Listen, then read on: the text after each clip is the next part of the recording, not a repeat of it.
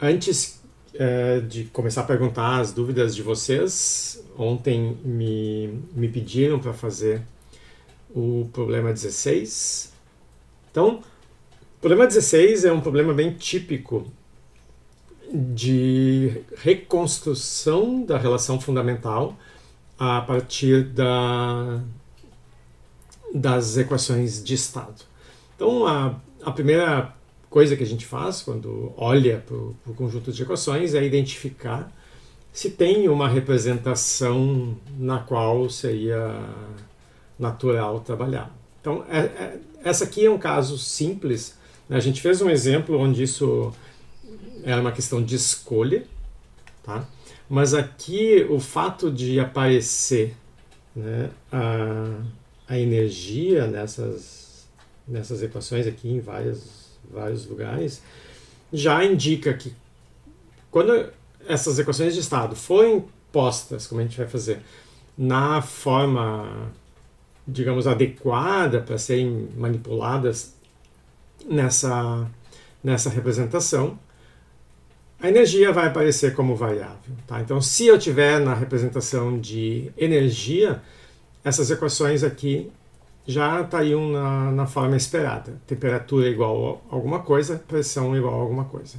Na representação de entropia, seria 1 sobre T e P sobre T. Mas, independente da representação, essas quantidades elas são funções das variáveis, as mesmas variáveis da relação fundamental. Então, quando eu tiver na representação de energia e escrever T, essa temperatura vai ser função das variáveis que a gente encontra na representação de energia, que são entropia, volume e número de mols. Volume e número de mols estão aí, mas a entropia não, está a energia. Então essa energia, ela nos indica que a representação, né, na qual foram obtidas essas equações aqui é a de entropia. Então é a representação de entropia que a gente vai trabalhar. Então, eu preciso colocar elas na forma 1 sobre T e P sobre T. Bom, 1 sobre T é só inverter essa equação, tá? Escrevi aqui. E agora que eu já tenho 1 sobre T, tá? Eu posso escrever aqui P sobre T, tá? Então, eu posso pegar essa equação que a gente já escreveu e multiplicar aqui por 1 sobre T dos dois lados. Tá? Do lado esquerdo é o P sobre T que a gente quer e do lado direito a gente coloca tudo isso aqui. E aí, bom, simplifica várias coisas, né? E sobra isso aqui. A outra coisa que eu fiz também aqui para simplificar o trabalho é passar para quantidades molares. Tá? Então, peguei esse N que aparece aqui, tá?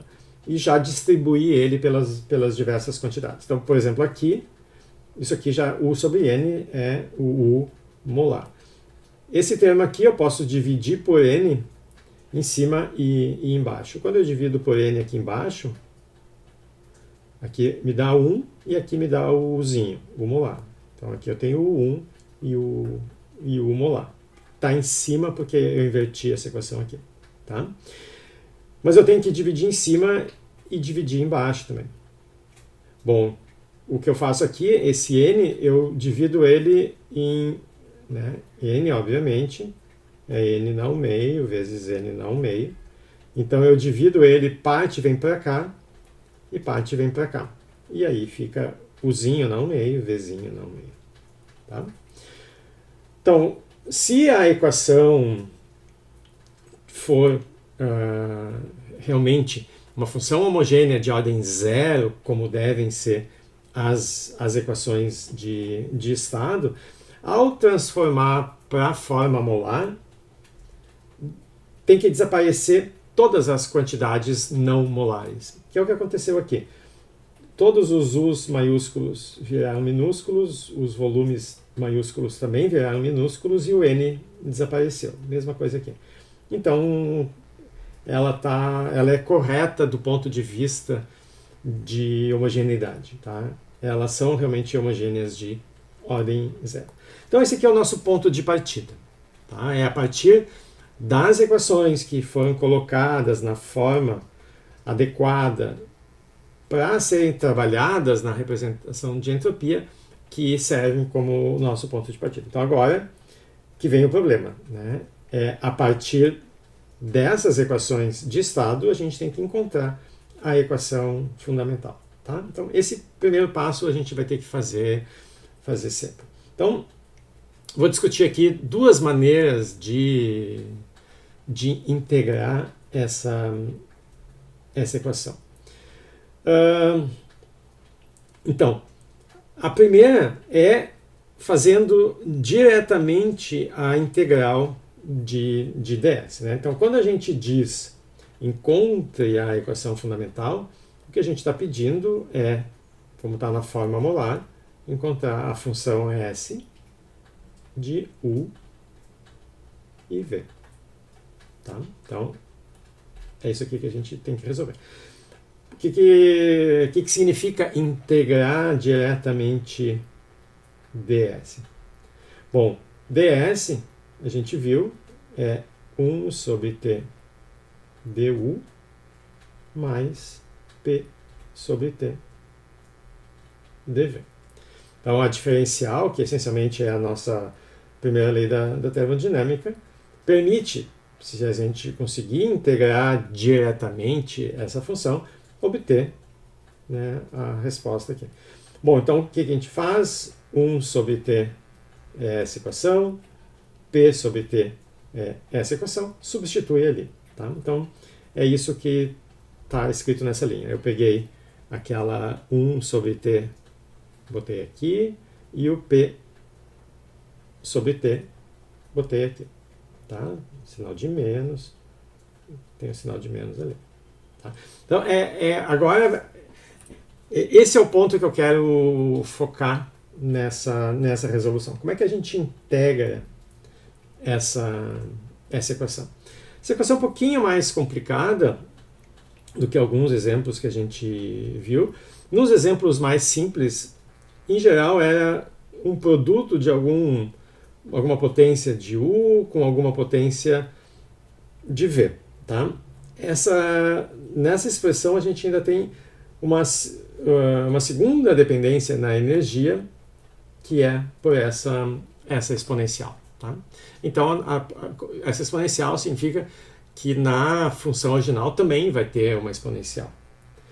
Então um dos métodos que a gente vai usar, que também pode ser usado, e acho que a gente chegou a comentar em algum exemplo, é propor uma solução.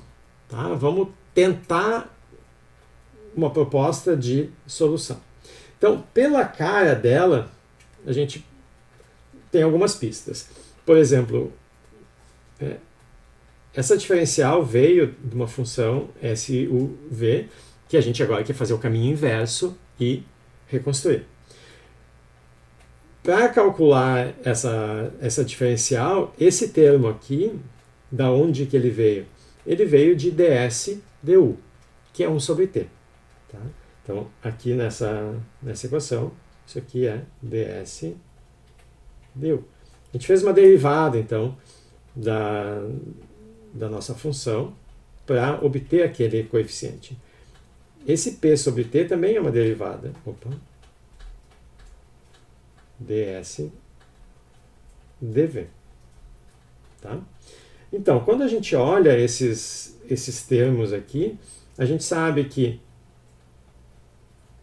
isso aqui foi obtido a partir da derivada em relação ao volume. Isso aqui foi obtido em relação a uma derivada, né, com U. Então, por exemplo, esse cara aqui, que foi ds dv, é uma derivada que não toca na energia. Né? Para essa derivada, a energia é constante. Então, esse 1/2 e a exponencial, eles já estavam na nossa função original e não foram afetados por essa derivada aqui. Tá? Então a gente sabe que deve ter uma potência de U e a exponencial. Tá? Então a gente bota aqui uma potência de U, uma exponencial. A mesma coisa nesse primeiro coeficiente. Como a derivada que foi feita para obter o coeficiente é em relação a U, o volume não foi afetado. Tá? Então a gente espera também que vai aparecer uma potência de V. Se a gente não tiver certeza sobre qual deve ser essa potência, a gente bota uma letrinha aqui. Tá? Então essa é a nossa tentativa de solução. Uma constante, né? Porque aqui tem várias constantes, tem o 2, tem o C, né? Tem esse termo mais complicado aqui também. E a gente tenta então potência de U, potência de V, né? N e M devem ser determinados. Tá? E deixa eu só botar carregar o meu tablet aqui que vai. Daqui a pouco ele vai descarregar. Tá. Então potências de U e V, que eu deixo arbitrárias por enquanto. Tá? Deixo N e M. E a exponencial, que a gente também sabe que vai ficar, porque as derivadas mantêm a exponencial. Então nós vamos tentar ver se essa expressão é a solução. Então a gente substitui naquela expressão que eu apaguei, né, que era o ds como ds du mais ds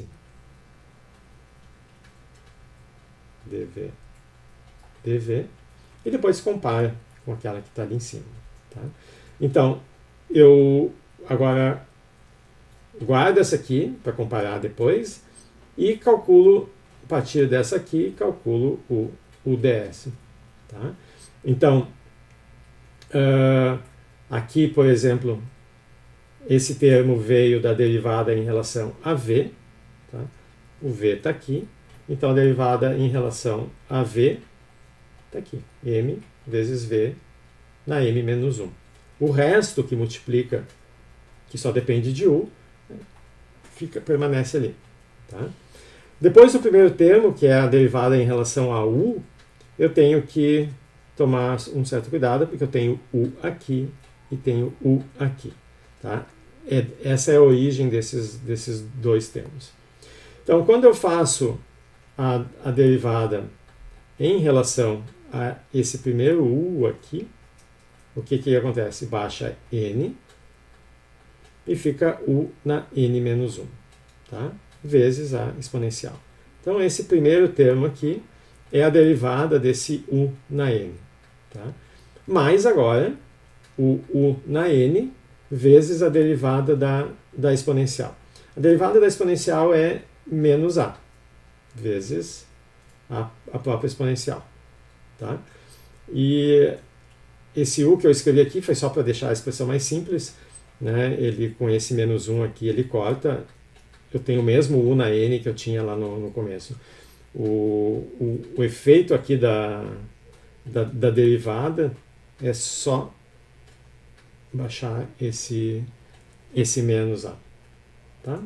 Então, a gente propôs uma solução, calculou a mesma coisa que a gente tinha, que era o ds, então calculamos o ds com essa solução, e se ela de fato for solução, a gente tem que conseguir comparar esses termo a termo, essas equações, e tem que ser tudo compatível. Tá? Então, sei lá, vamos pegar esse aqui, vamos comparar esse aqui com esse aqui. Então, a potência do u na 1 meio, u na n, então o n tem que ser 1 meio. Vamos checar se n na 1 meio fecha. Tá? Então, nesse primeiro termo aqui eu vou ter u na 1 meio menos 1, que é menos 1 meio. E aqui eu vou ter 1 meio. Bom, esse termo aqui ele fecha, né? Porque vai vir um 2 para cá. E esse aqui eu escrevo assim. 1 menos 2au fecha com 1 menos 2au. E u na menos 1 meio fecha com 1 na menos 1 meio que eu tenho aqui também. Então, n igual a 1 meio tá ok. A gente obteve ele comparando esse cara aqui e viu que o segundo termo era consistente com n e 1 meio. Então, o n a gente já sabe. Vamos olhar agora o m. Vamos comparar com esse aqui que é mais simples. Depois a gente testa com a outra. Então, se eu comparo esse cara com esse aqui, a gente, né, aqui está no numerador, aqui está no denominador, então o m é menos 1 meio. Tá?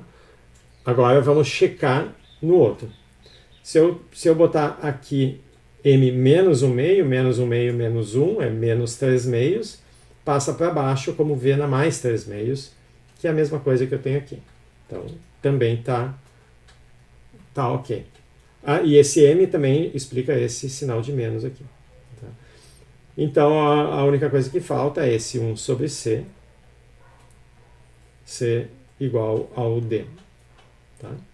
Então, agora, a gente pega isso aqui, substitui o n por 1 meio, o m por menos 1 meio, o d por 1 sobre c, que é o que está aqui, mais a constante de integração que tem que aparecer aqui também. Tá? Então, aqui, na verdade, a gente não fez uma integração. A gente, pela cara da nossa expressão, a gente chutou, né, qual deveria ser a resposta e checou se essa proposta era consistente. Tá? Então, essa é uma maneira de resolver, de reconstruir essa diferencial quando as expressões forem um pouco mais complicadas e não for muito óbvio como é que a gente faz. Tá? Se vocês fizerem, por exemplo, a igual a 0, né, aí a exponencial fica 1, exponencial fica 1, exponencial fica 1. Esse cara aqui também desaparece. Tá? Aí esse é um caso onde não tem necessidade de propor uma solução tentativa, porque a gente já vê de cara qual é a solução. Né? Mesmo argumento que a gente fez lá no início. Como para esse termo aqui foi feita uma derivada em relação ao volume, 1 ao meio deve estar lá na minha função original. Então, 1 ao meio. Nesse termo aqui, que a derivada foi em relação à energia, é o volume que não foi afetado. Então, tem que aparecer aqui um V na menos 1 meio. Então, a gente já tira de cara isso aqui. Tá? E cada vez que fizer uma dessas derivadas, aqui baixa um sinal de mais, aqui baixa um sinal de menos, mas baixa, nos dois casos, baixa o 1 meio. Tá? Então, para as coisas fechar, é só botar 1 sobre C aqui. Então, aqui seria um caso que só inspecionando a gente já pode se dar conta. Na dúvida, né, vocês sempre podem fazer isso. Vamos supor que seja isso aqui. Se vocês testam, né, com um dos termos, tiram uma conclusão e o outro não bate, quer dizer que aquela proposta é inconsistente. Aí tem que tentar outra coisa. Tá? Mas na dúvida, vocês podem fazer uma tentativa assim e ver se sai a resposta. Tá? Então, essa aqui é a nossa função S de U e de V que a gente estava buscando. Tá? Primeiro método de resolver. A segunda maneira, a segunda possibilidade para resolver é o seguinte. Como a gente sabe que as equações de estado envolvem essas derivadas aqui, a gente pode considerar, sei lá, essa equação, o que vai ser ds du igual a tudo isso aqui. Essa aqui vai ser ds dv igual a tudo isso aqui. Então, cada uma dessas, a gente fez exemplos com isso, a gente pode passar esse du para o lado de lá, ou esse dv, e integrar. Né? E aí comparar essas equações e tirar, por compatibilidade, informação sobre as funções arbitrárias. Porque quando eu fizer uma integral aqui em relação a u, a minha resposta vai ser a menos de uma constante. Mas como eu estou integrando em relação a u, essa constante pode ser qualquer função do volume. Quando eu fizer a integral em relação ao volume, aparece também uma constante de integração, e essa constante de integração pode ser qualquer função de u, porque u é uma constante para a derivada em relação ao volume. Nós vamos fazer basicamente isso, só como eu não tenho certeza se eu cheguei a trabalhar desse jeito em algum dos exemplos, vamos usar isso aqui. A gente começa do mesmo jeito, tá? A gente integra uma das equações. Por que eu escolho a equação de P sobre T? Porque a equação P sobre T, a derivada que nos dá P sobre T, é ds dv. Então, nesse exemplo, é mais fácil começar com essa equação e passar o dv para lá e integrar, porque só aparece v aqui. Se eu quisesse fazer algo parecido com essa equação aqui, ds du, passando o du para cá, a minha integral é mais complicada, porque eu tenho u aqui e aqui. Tá? Então, a gente escolhe começar com P sobre T, porque a integral que vai ser feita vai ser no volume. E o volume só tem esse cara aqui. Tá? Então, passando isso aqui para cá, todo o resto permanece, né? Tudo que não é volume. Então, isso aqui já é o que está aqui. Tá? A gente só tem que fazer, então, a integral de v na menos 3 meios dv. Tá? Então, a gente, para fazer essa integral aqui, a gente vai somar 1 e vai ficar com o mesmo valor do expoente aqui embaixo. Então, esse menos aqui vai matar esse menos, esse 2 vai matar esse 2, e aqui vai ficar v na menos 1 meio, que está aqui, v na mais 1 meio. Tá? Então, só fiz essa integral aqui em v, achei esse termo, a menos de uma constante, que pode ser qualquer função de u, por causa da integral em v. Tá? Então, a gente tem a nossa resposta a menos de uma constante. Isso a gente fez nos exemplos em aula. Lá, qual foi o caminho que a gente seguiu? A gente pegou agora essa equação aqui, ds du igual a 1 sobre t, e faz uma coisa parecida. Vai surgir uma função arbitrária da energia e a gente compara com aquela que foi obtida. Tá, isso é o que a gente fez nos exemplos. Aqui eu vou fazer de outro jeito. Até aqui, né, tudo bem. Agora eu vou pegar essa equação aqui e, para comparar com aquela ds du, eu vou fazer ds du aqui, dos dois lados. Tá? Então, eu tenho u aqui e u aqui. Então, eu vou ter duas contribuições. Uma me dá aqui, né, baixa o 1 meio, e aí fica 1 meio menos 1 meio, e fica u na 1 meio aqui embaixo. O resto é o que já estava ali na função. Mas, né, está fazendo a derivada do produto, agora tem a derivada em relação à exponencial, que baixa o menos a, e o resto segue tudo igual. Mas eu também tenho essa função arbitrária, então também aparece um dg du. E o que eu faço agora é comparar isso aqui com a equação que a gente tinha de 1 sobre t. Daí sai uma expressão para dg du, que vai ser uma equação mais simples de resolver. Tá? Bom, quando vocês forem comparar com 1 sobre t, isso que aparece aqui, que pode ser simplificado aqui, é exatamente 1 sobre t. Então, isso aqui cancela aqui. O que não sobra? Não sobra que isso aqui é igual a zero. Ou seja, a função, né, g, na verdade, é uma constante numérica. Tá? E aí o problema está resolvido, porque então a gente tirou aqui uma constante, então eu vou escrever S0, E esse cara aqui é exatamente o mesmo que a gente já tinha obtido antes. Tá? Então, um segundo método para fazer essa integração. E então espero que isso ajude vocês nessa categoria de problemas da lista. Então, na questão 7, a gente tem a energia, né? Sobre E. Então, essa aqui é a relação fundamental. E o que ele quer saber? Então, ele dá a temperatura inicial, pressão inicial, e diz que esse sistema passa por uma expansão isoentrópica, ou seja, passa por uma expansão adiabática, até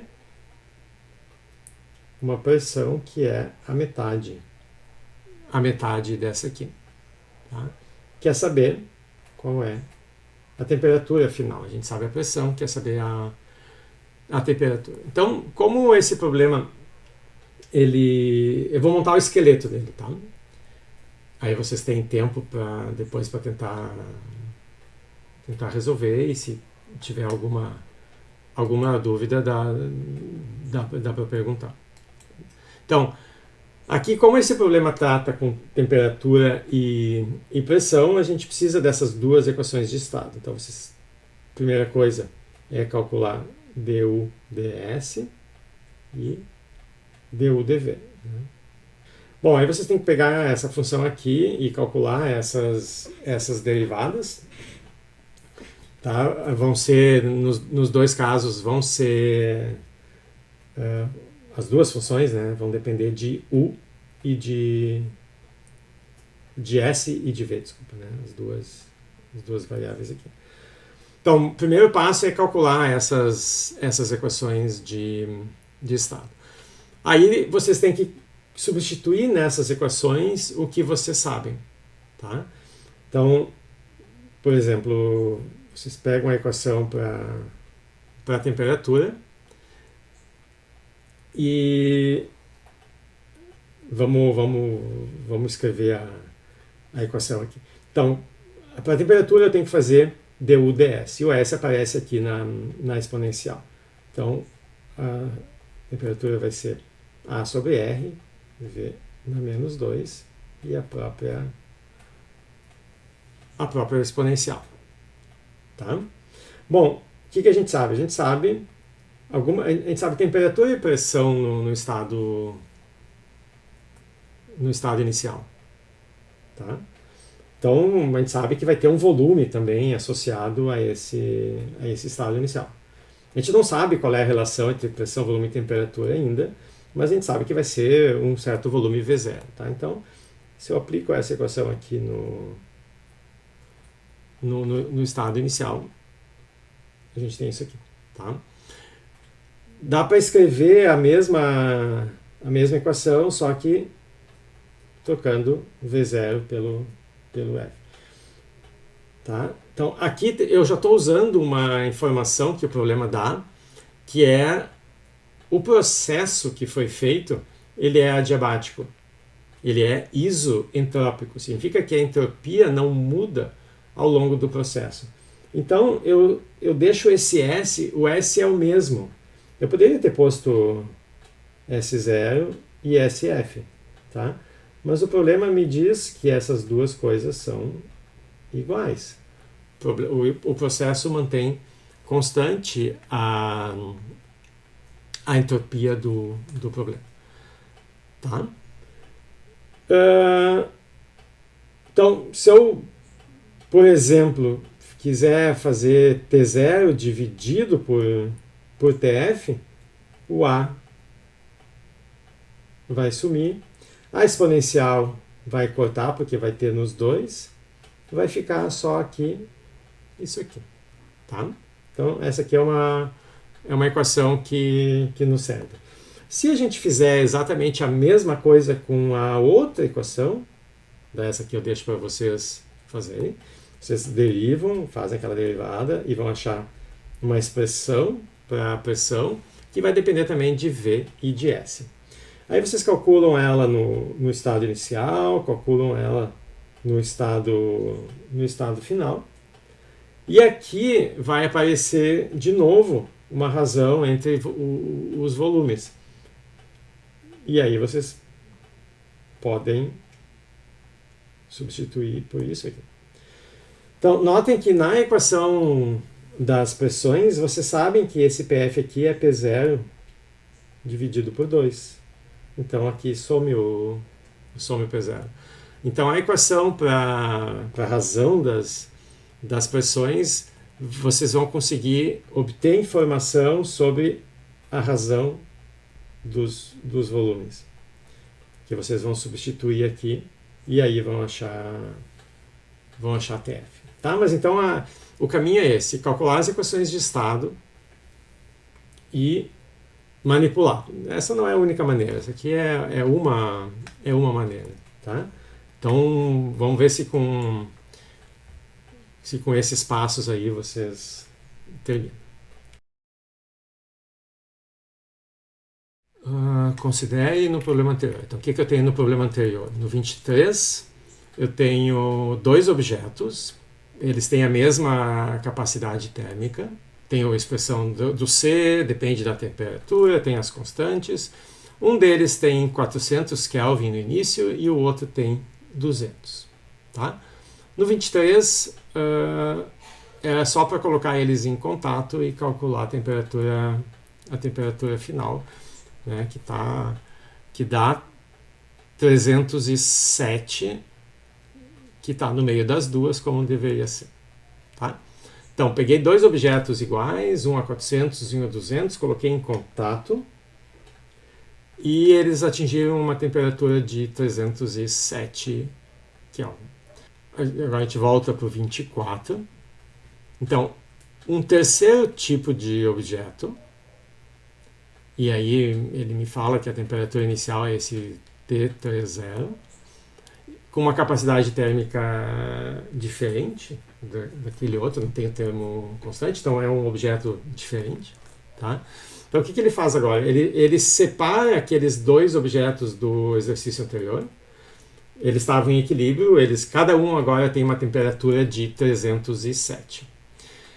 E nós vamos usar N objetos novos, objetos do tipo 3 aqui, ou a gente pode usar N desses objetos e para colocar em contato com o 2.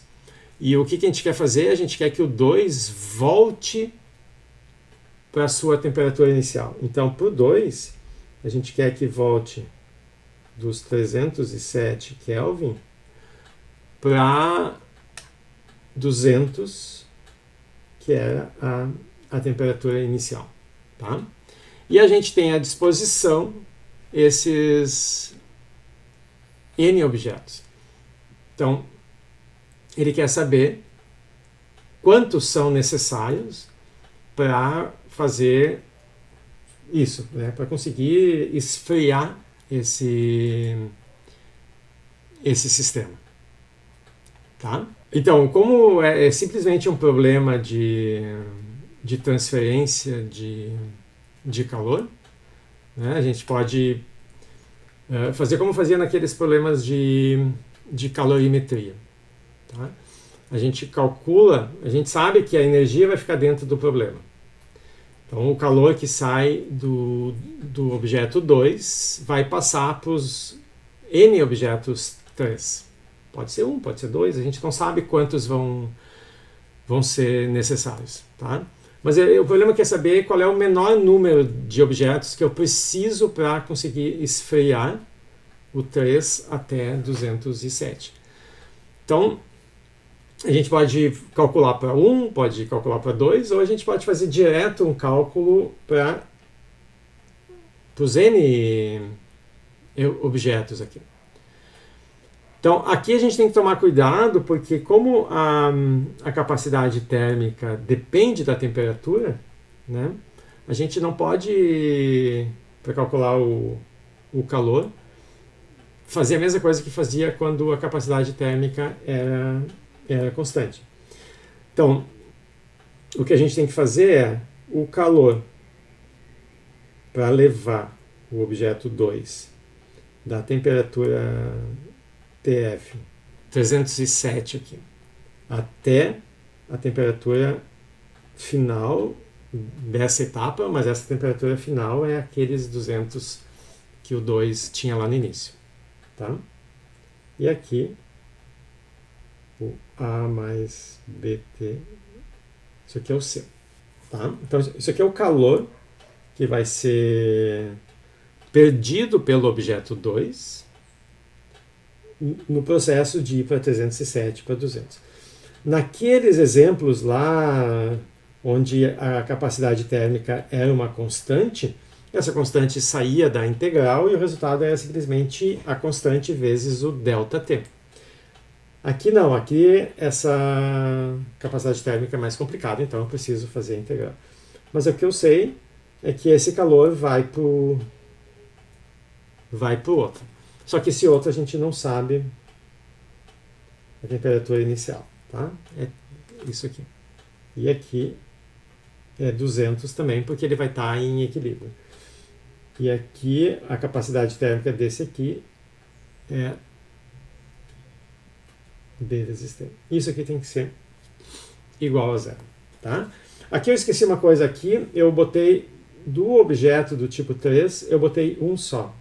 Se eu tiver 2, eu tenho que pegar esse segundo termo e multiplicar por 2. Se eu tiver 3, multiplicar por 3, porque cada um deles vai ter uma contribuição igual. Como são n, eu tenho que multiplicar aqui por n. Tá? Então eu tenho um problema de calorimetria entre o objeto 2 original e n possíveis objetos do tipo 3. Tá? E a gente não sabe ainda qual é o 3. Se a gente tentar responder primeiro o item B, que é o que acontece no caso n igual a 1, então a gente coloca n igual a 1, isso aqui desaparece. Essas integrais são triviais, A e B são conhecidos, os limites são conhecidos. A única coisa que não é conhecida aqui é o T30. Tá? Então isso aqui vai dar uma equação de segundo grau, e aí vocês tentam resolver. E aí o resultado é que dentro da raiz vai aparecer um número negativo. O que significa isso? Né? O que acontece no caso n igual a 1 é que com um objeto não dá para levar o 2 para a sua temperatura original. Ele absorve muito pouco calor, eu preciso botar mais do que 1.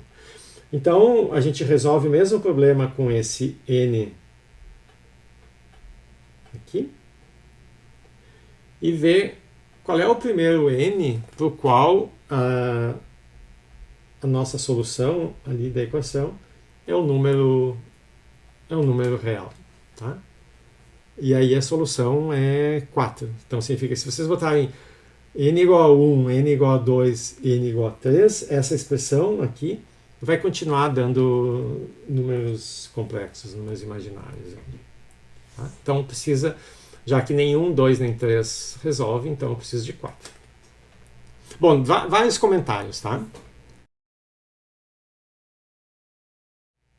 Bom, aqui nesse caso, só tem que tomar cuidado para não misturar as informações lá do gás ideal com esse caso aqui. Mas a ideia é mais ou menos a mesma, né? Processo adiabático, tu não tem calor, então o teu DU a única contribuição que tu tem para mudança de energia vem do menos PDV. Só que o problema é te dar U.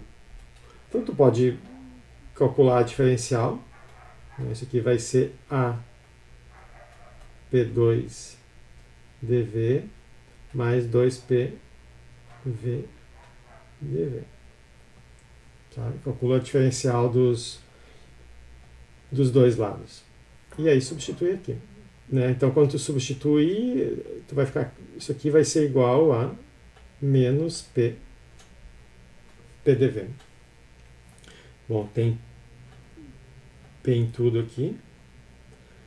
Aí tu passa tudo que tem volume para um lado, tudo que tem pressão para o outro. Eu fiz alguma coisa... aqui é P, né? Eu estava com todos os DVs, né? Então, tá, esse aqui é DV. Só tomem cuidado, né? Que P's e V's aparecem misturados, então vocês não podem integrar termo a termo. Tem que juntar mesmo. Aqui a gente tem um gás ideal. A gente sabe que ele vai de 400 Kelvin para outro estado a 400 Kelvin. No meio a gente não sabe. O volume inicial é 10 na menos 3 metros cúbicos. E ele chega num estado final que tem o dobro desse volume. Tá? Essa informação. E a gente também tem um reservatório à disposição que está a 300 Kelvin. Então a pergunta é qual é o trabalho máximo que pode ser entregue a essa fonte. Então esse é o típico problema que a gente não sabe qual é o processo particular que levou do estado inicial para o estado final, aquele ali, mas a gente não vai assumir nada sobre esse processo. Tá? Então nós vamos fazer como a gente fez com outros problemas onde a pergunta era isso, como é que a gente obtém o máximo trabalho. Então a gente tem que fazer tem que avaliar qual é a variação da entropia para todas as partes desse problema e usar, que a gente sabe que o processo que é o mais eficiente para produzir trabalho é o reversível, e aí a gente impõe que a variação total da entropia seja zero. Tá? Então, esse problema é um gás ideal. A gente, num dos exemplos lá, calculou a entropia do gás ideal. Tá? Aqui é um gás ideal monatômico, então a gente sabe tudo. Então, na expressão lá da entropia do gás ideal, tinha uma coisa assim, né? Tinha o Ln da energia final pela energia inicial na 3 meios, e depois tinha um Vf sobre V0. Mais umas... aqui diz que é 1 mol também, então tem só esse R aqui. Então, isso aqui é o ΔS do gás ideal. Tá?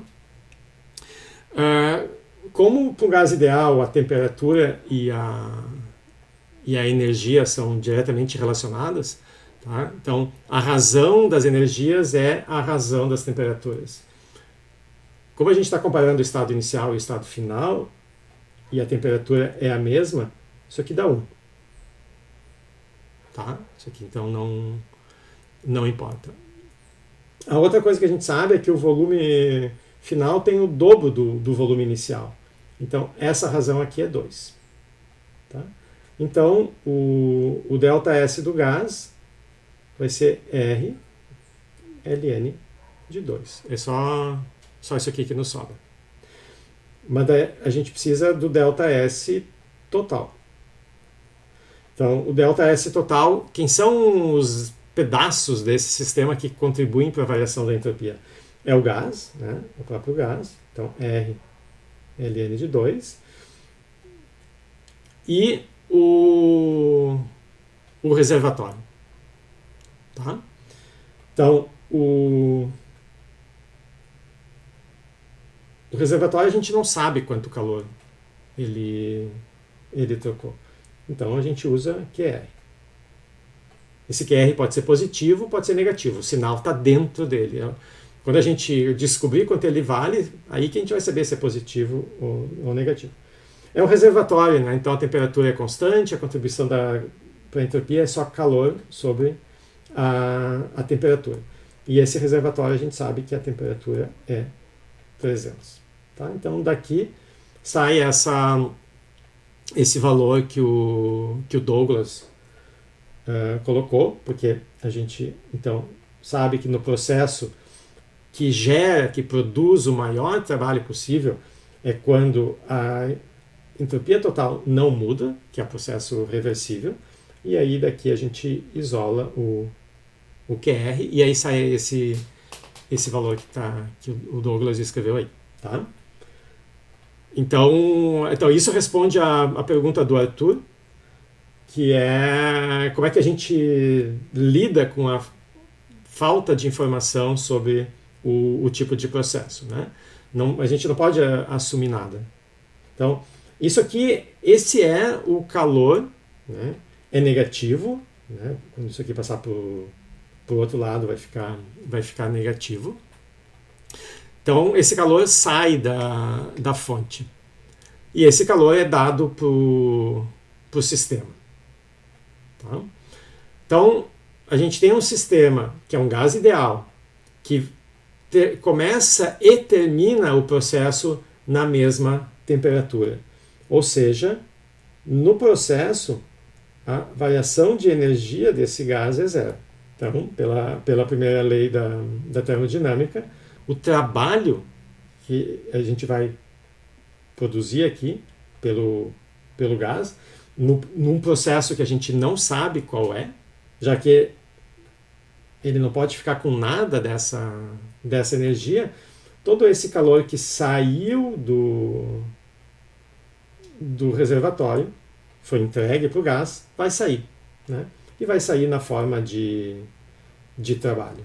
Tá? Então, isso aqui vai ser igual ao que é. Então, o trabalho é esse mesmo valor. Todo o problema é a gente olhar quem recebe e quem doa as coisas.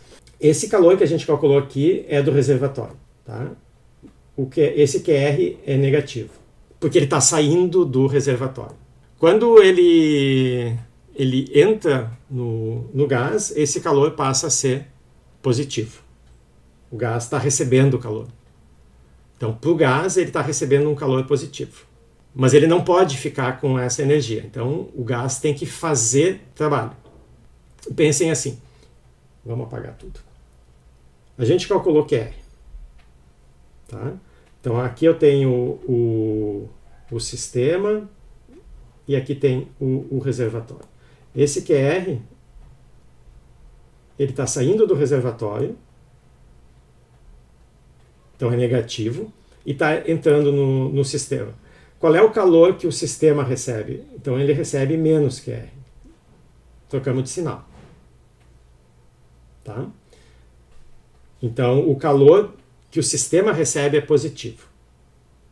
Vamos botar assim, vamos supor que o QR é menos 10. Não é, tá? Mas só para a gente menos 10. Aí o calor que o gás recebeu é mais 10. Pela primeira lei da termodinâmica, né, o gás não muda a sua energia, então ele vai fazer um trabalho que é igual ao calor que ele recebeu, então vai ser igual a mais 10. Tá? Esse é o calor que o gás faz. Mas o problema está pedindo qual é o máximo valor que pode ser entregue a essa fonte de trabalho. Então, tudo depende de como vocês formulam a resposta. Então, esse trabalho é feito pelo gás. Para quem que ele entrega esse trabalho? Ele entrega para essa fonte de trabalho. Então, para o gás, esse trabalho é positivo, para a fonte, ele vai ser negativo.